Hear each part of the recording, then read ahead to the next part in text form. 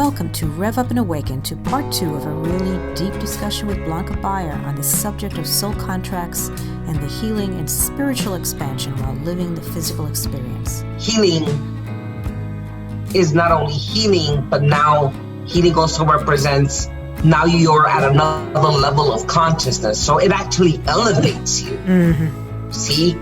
And I have to throw that in there because as we go back to the soul contracts, we remind ourselves again and again that the whole reason why souls sign up for soul contracts in the first place is for the sake of evolution, mm-hmm. right? Of advancement, of returning back to the essence of itself.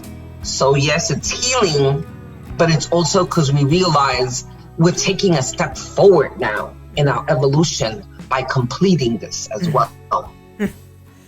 Yes? Oh boy. All right. So how would someone be able to recognize that they may have a contract with someone? Well, that's a great question because it doesn't always have to be, something of struggle or challenge, right?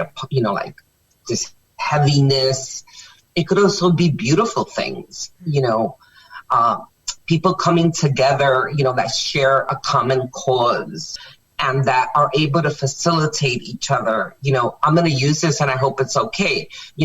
I know that you're recording from a studio mm-hmm. and that you're being assisted and have been for quite some time from this beautiful soul named Kenny, right? Mm-hmm. Who helps you to put these shows together. That's a beautiful representation of an inspiring soul contract. Mm-hmm. Again, you agreed to find each other. You knew you were going to do this show. And so you and Kenny on a soul level agreed to come, find each other mm-hmm. and eventually be able to collaborate. Him with his unique creativity and you with your purpose, right? So the purposes don't always necessarily have to be the same. Right? And yet they complement each other. The truth of that is that no one does anything here by themselves, and on a soul level, we know that. On a soul level, we know that we're not going to come to the earth realm to complete anything on our own. And so we make these contracts and we also create soul families. We become part of a family. Like, listen, I'm going to show up, okay? And I'm going to help you. And then maybe 6 months later, you're going to help me. And then together we're going to help that other soul family member. And, and we start to create these beautiful soul groups. And likewise, it works the other way, groups of challenging experiences, the siblings, the parents, right? The bickering and, all of that happens. Those two are soul contracts. We agreed on a soul level to come together as a family. We agreed to have those experiences again for the fact of evolving. Just that we forget, and then we become physical in the experience and we hate it. We hate it. Yeah. Right? Absolutely. Right? What would you say is our soul's purpose for coming here in the first place? The soul, there has to be an addendum to that, to answering that question in this timeline that we're living in right now. Yeah. Because we could say that the soul simply came here to evolve, right? Which we've been repeating over and over again. But in addition to evolving, because the soul just wanted to have these experiences to find its way back. Remember, we're not really learning anything. Right, exactly. Right? We're really just remembering. Mm-hmm. And we're using the earth playground to remember who we really are, to come back to that self-realization of truth, that we are spiritual beings, that we're celestial beings, right? Yeah. And why would the soul, where did that even come from? Well, that's a whole different show, the creation, the purpose of creation and, free will and all that. But yes, the soul decided to have this experience to evolve. However, we have an ascension in the midst of this moment. We have an ascension process taking place.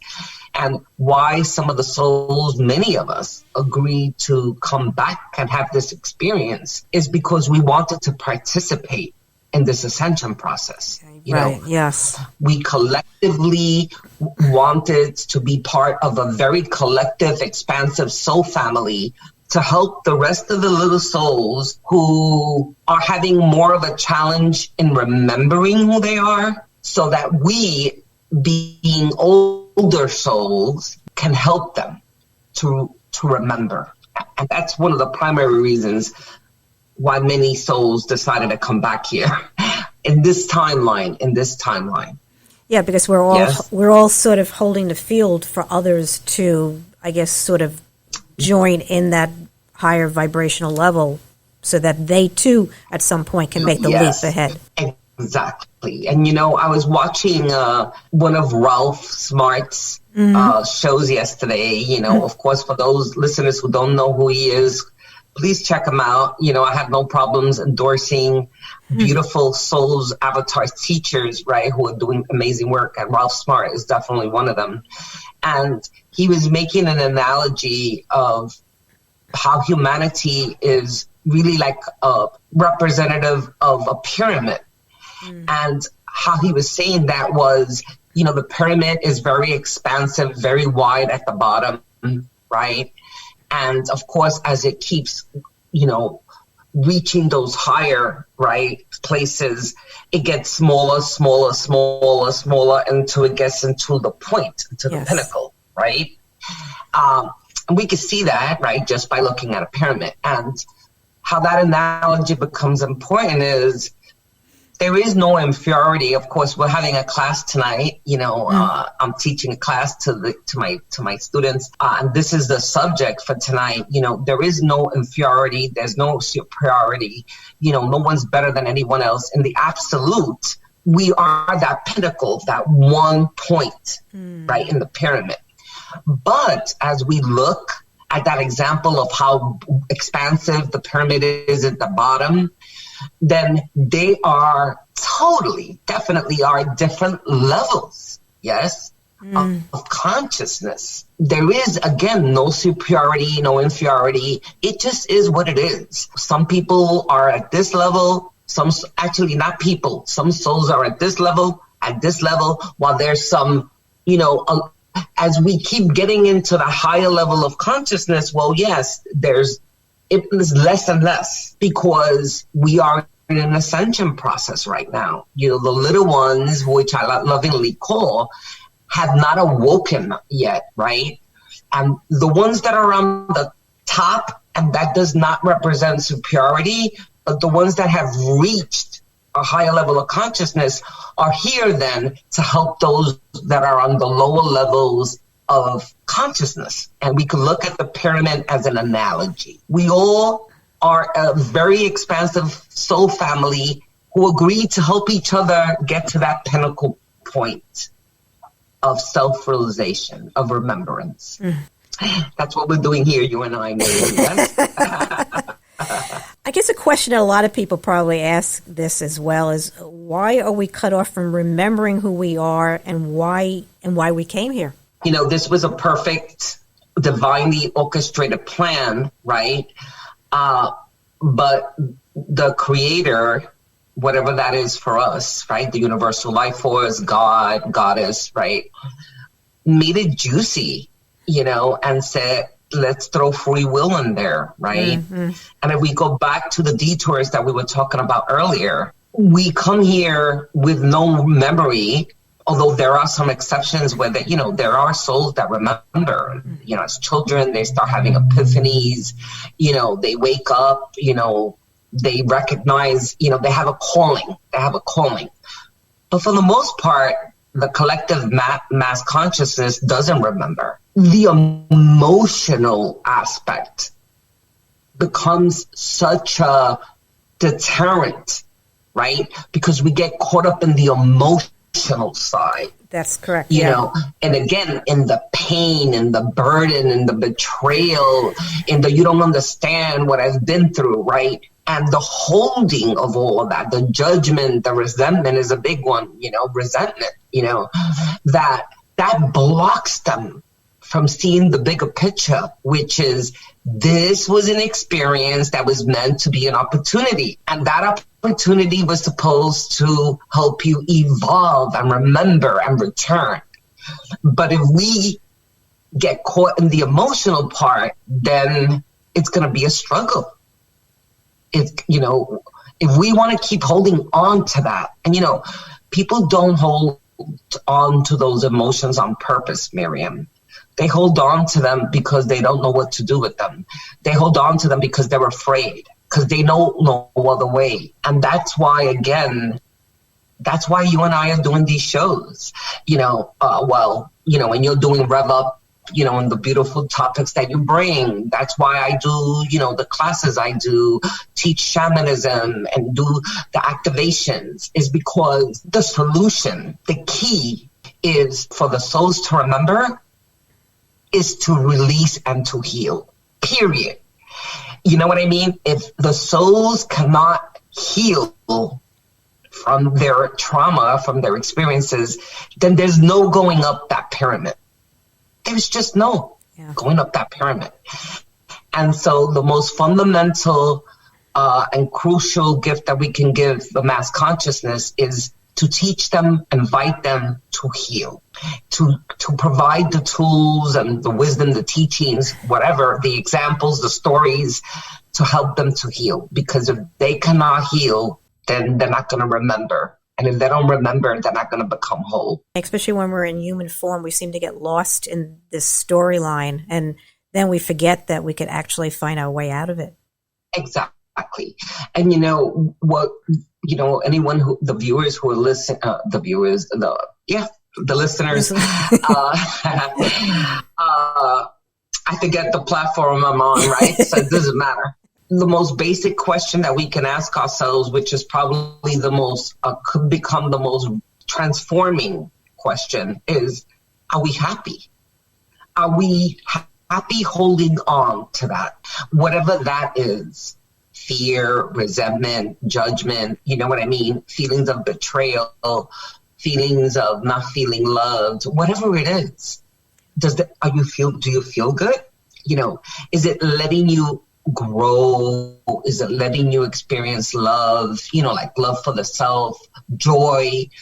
It's not difficult to take a moment's analysis of where we are. And if we're being authentic, say, is this working for me? If we're authentic, we're going to be able to measure, well, no, it's not. I feel entrapped. I feel empty. I feel alone. I feel unhappy, right? And so, okay, so now what? Well, how about if we go on a healing journey to release all that is making you feel that way, all that you're holding on to? The healing process is a very easy process, right? It's work, but it's easy to go on that path of healing, because the soul wants us to go on that, that it didn't want us to be here stuck, unhappy, and, broken, fragmented, miserable, sick. That was not the intention. And so my point is, we can just stop and ask ourselves, is this working for me? And if the answer is no, then the next question is, then what can I do about it? Can I begin a healing path? And the answer should be yes.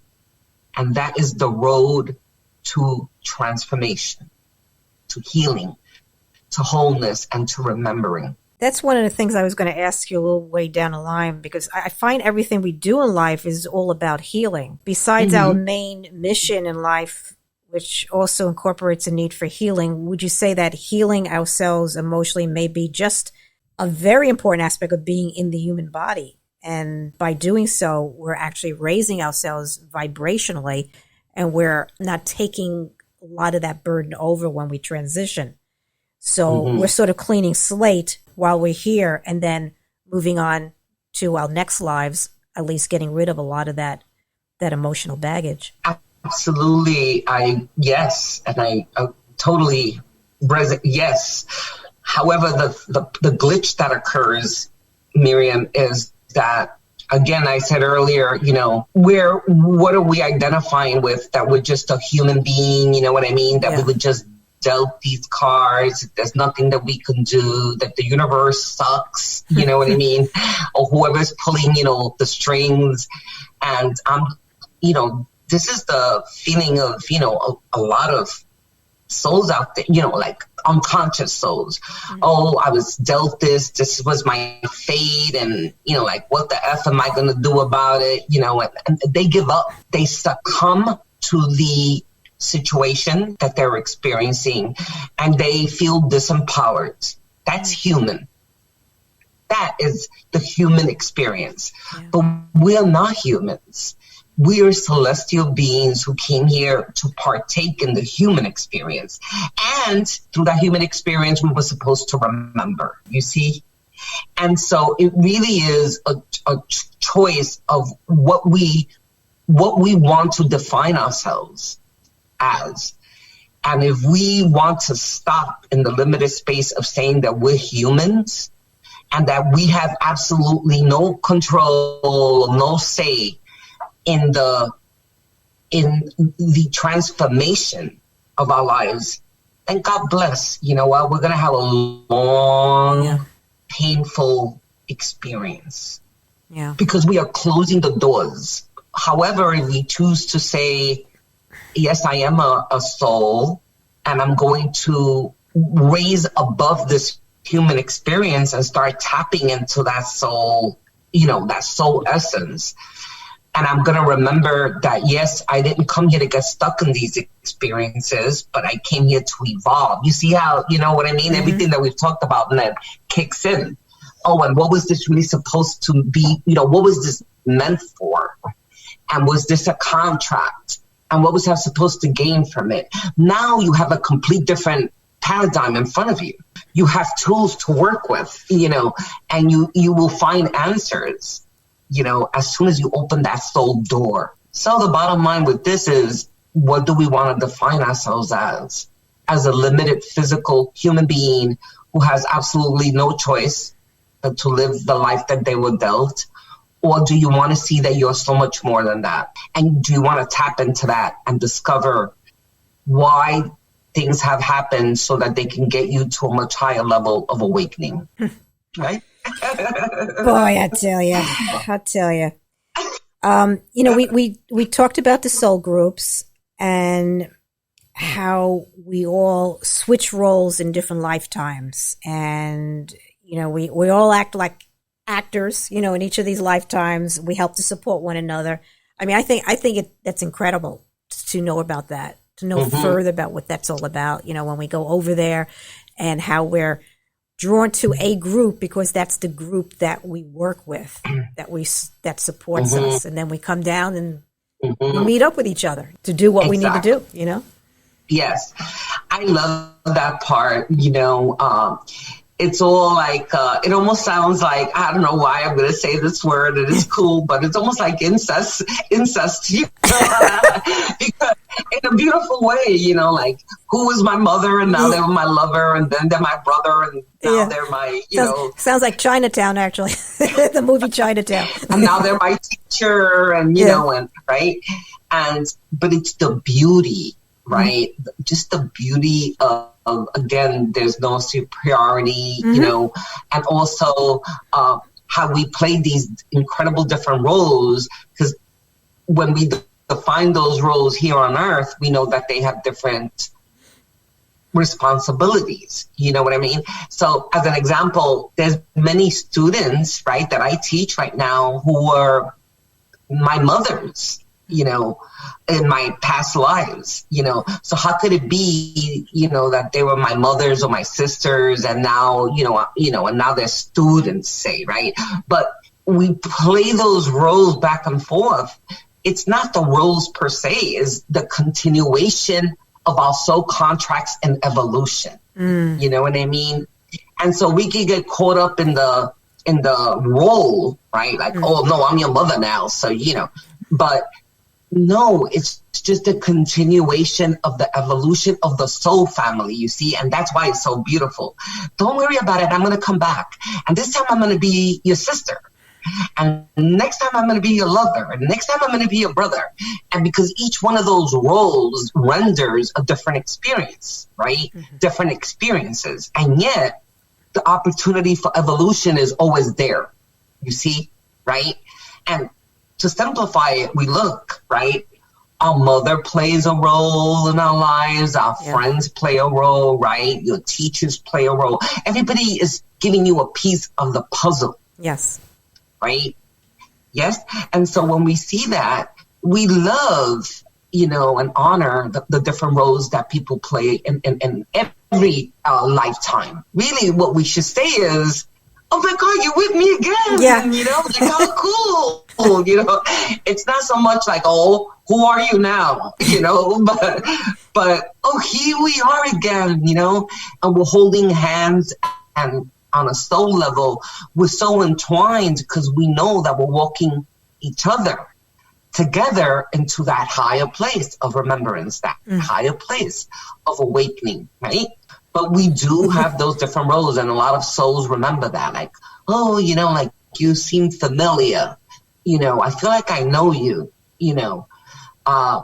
Actually, karmatically, and we don't want to open that door too much because I know you have questions, but karmatically, we also agree, to switch those roles because we want to teach each other. Okay, I'm going to be the parent and I'm going to teach you how to discipline. But now I want to learn discipline too. So on the next lifetime, then I'll be your child. Okay?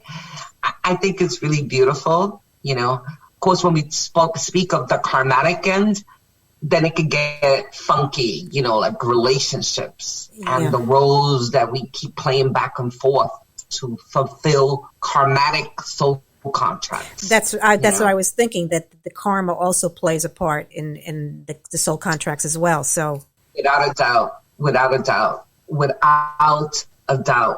And again, reminding the listeners that, karma always gets a bad rap. We hear the word karma and we scringe like, oh, punishment, like curse. Karma is nothing more than an opportunity to complete something that we have not completed. And the word opportunity goes in the forefront. We're having an opportunity to complete it again. That doesn't define something bad.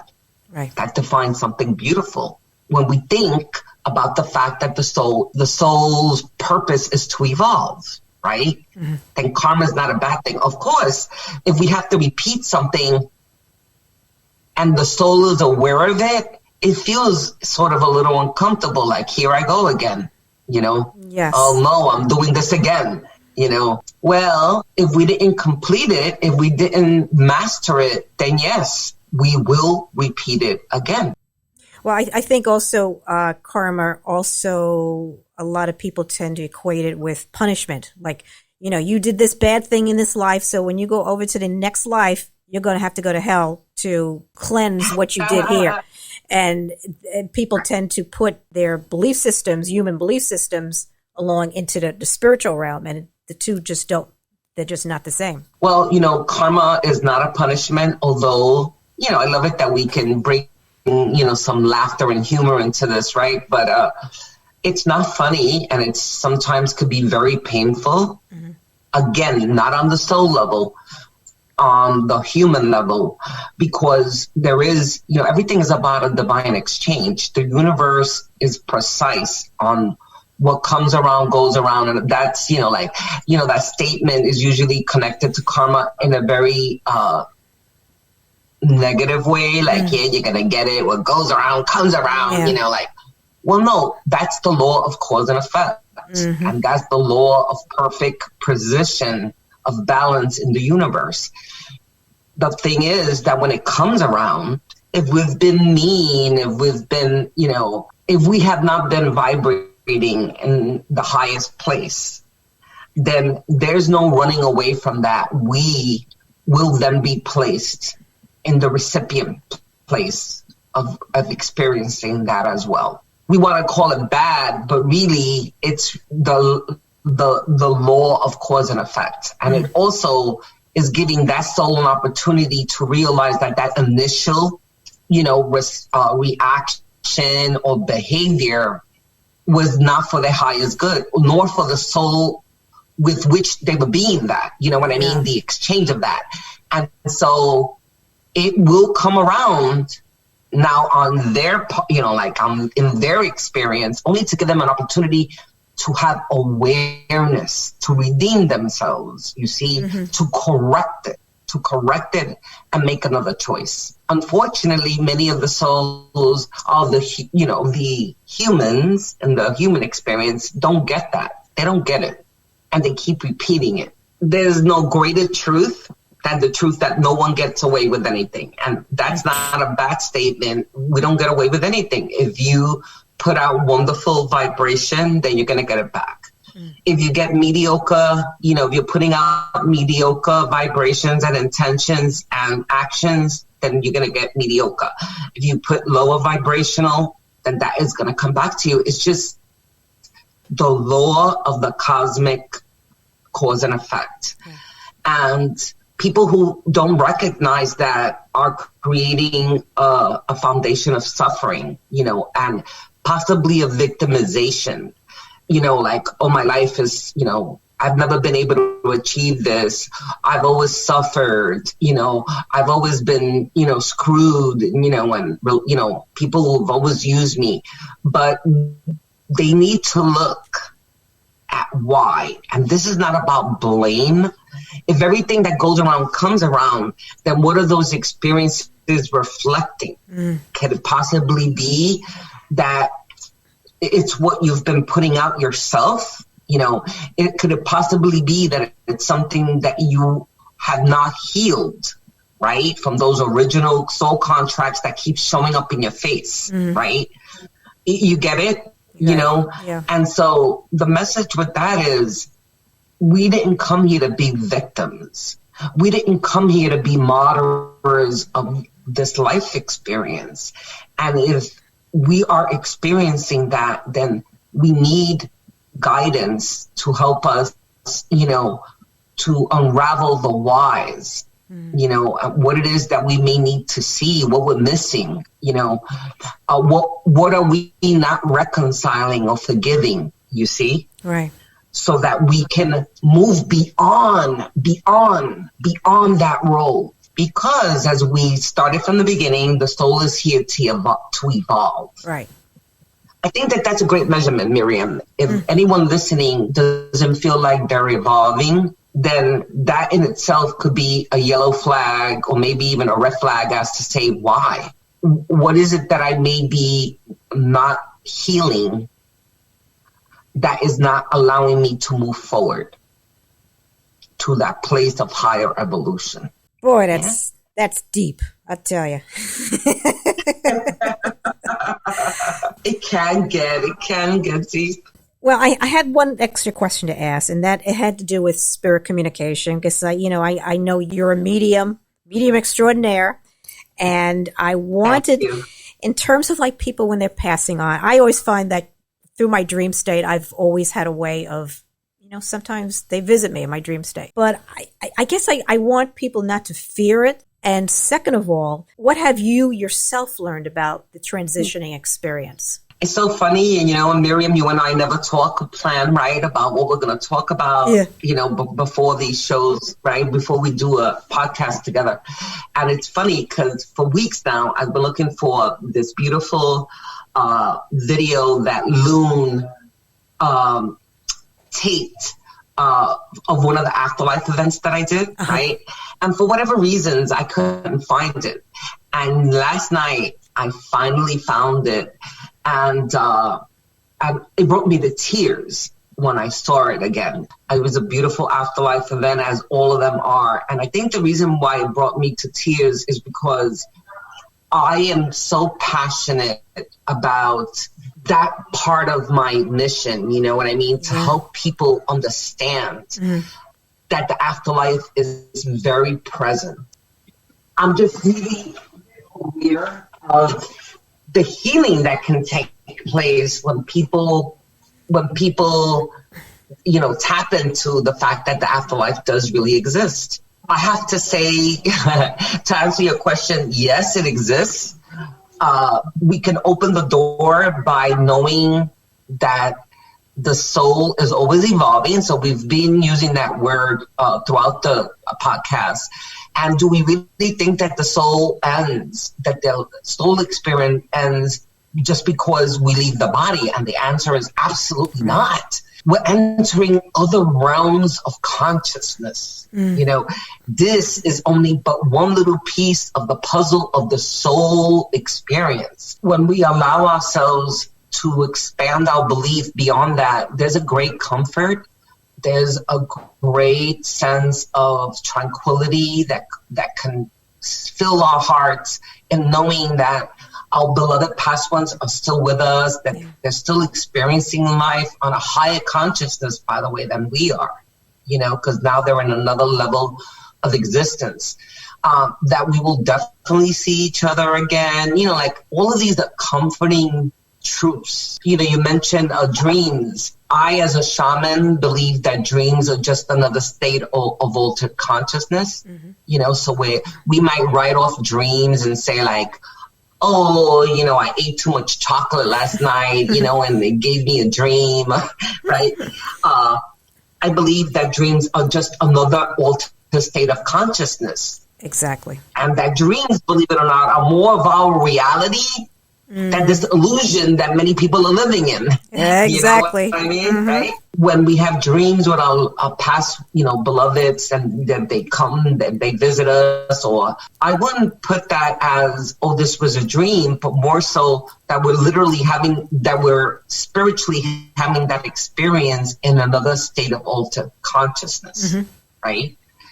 And from that sense, know that you are partaking in their in life with them, even though it may seem like a dream. We're still partaking and spending time with them, being with them, Right. Here, I have we're going to bring humor again. Okay. And so it's not a secret that I have a death fear of like bugs, I think that fear derived from being buried, in a lifetime. And I feel that it was Egyptian, And so any bugs, I could see an alligator and I'll be better off than seeing a bug. I'm just so afraid of them. And so last night I had a dream that a palmetto bug, which is a Floridian bug, was walking on me, on my body.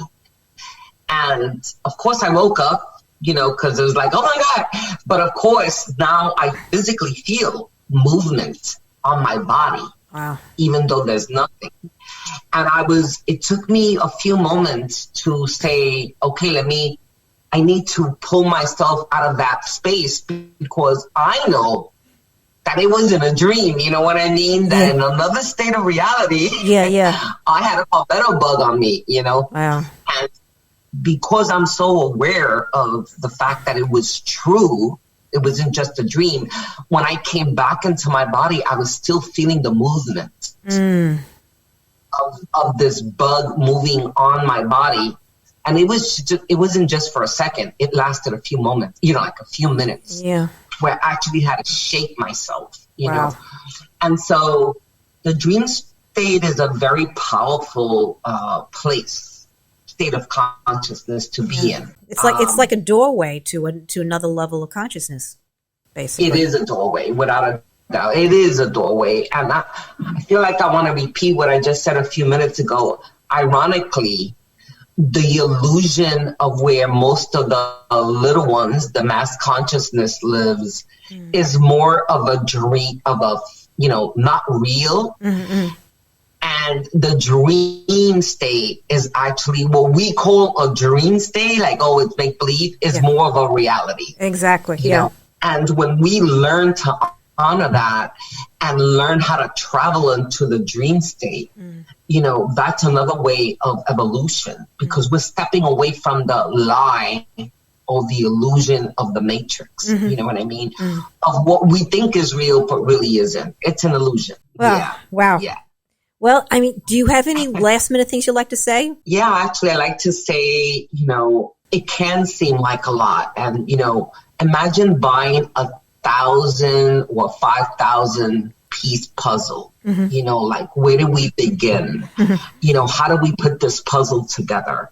And when we talk about these subjects, right, especially you and I, right, so much was said just in this one segment, and how do we begin then to put all these pieces together? We want to have an understanding, listeners want to grow. How do I even begin? I don't understand this, right?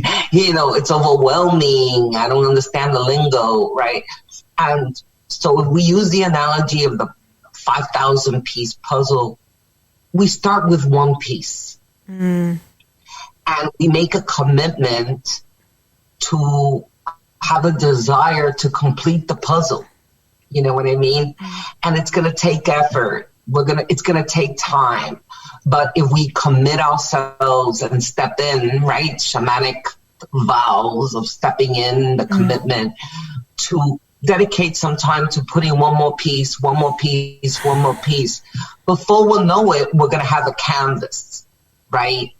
And as we grow into the canvas of the puzzle, it's going to become easier and easier to then apply the pieces. And so I guess what I'm saying is, it's okay if we don't understand everything. It's okay if it seems overwhelming. Step in. Start with that first piece. That piece could be just reading a book. It could be a meditation. It could be hearing these shows and applying some of the principles that all of these shows are, guiding us to, right? Right, yeah. It could be having a healing session with a teacher, a guru, or whoever, something. And if we're committed and we're ready, we're willing, that one initial step is going to then take us to another step and another step. And before we'll know it, we're going to start building a canvas to our path. But we have to begin somewhere.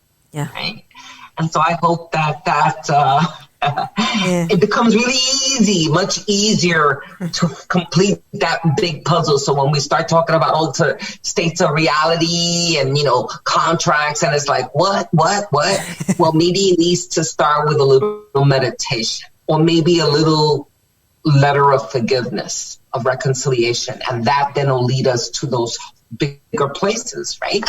Whenever you come on, there's just so much that's said, and it's just incredible. It's almost like adding another chapter for people to proceed with their life path, and just another chapter. God bless. Absolutely. And I'm so grateful, Miriam. I'm so grateful. I really celebrate you on having this platform, for listeners to be able to receive, right? Insight, God, food, direction, guidance. You're doing your beautiful part, and it should be celebrated. And, together we hold the field, that whoever comes in to listen receives a spark, seed of inspiration, right? And that from that seed of inspiration, that they begin their own path, because we are all one. And we're here to help each other to get to that pinnacle place, that point in the pyramid where we've become unified and awakened as a collective. Yes. And until then, we'll keep showing up and sharing, right? And doing our part and helping them remember. Yes, to remember. It's really a joy to be here. Thank you so much. I'll keep coming back and back. And so, but of course, thank you for providing the platform, and to Kenny for helping you create the platform, And I love everybody. I send everybody my love. We are energy, here to embody a human form, exploring all human complexities. This brings awareness of the incredible multidimensional qualities that we all have in common. We have played way too long at being small and insignificant in this world. We downplay our skills and abilities. We have a hard time accepting sincere compliments, thinking that if we do so, we're showing some sort of arrogance or displaying a sin of some kind. Appreciating who we are for the right reasons adds a level of frequency and expands our awareness. We should all celebrate our individual uniqueness and not apologize for it or find some way to justify or hide them. We can't hide who we truly are and shouldn't have to. You just be you. In the meantime, keep your vibrations high and your awareness open, and we will see you soon on RevUP and Awaken.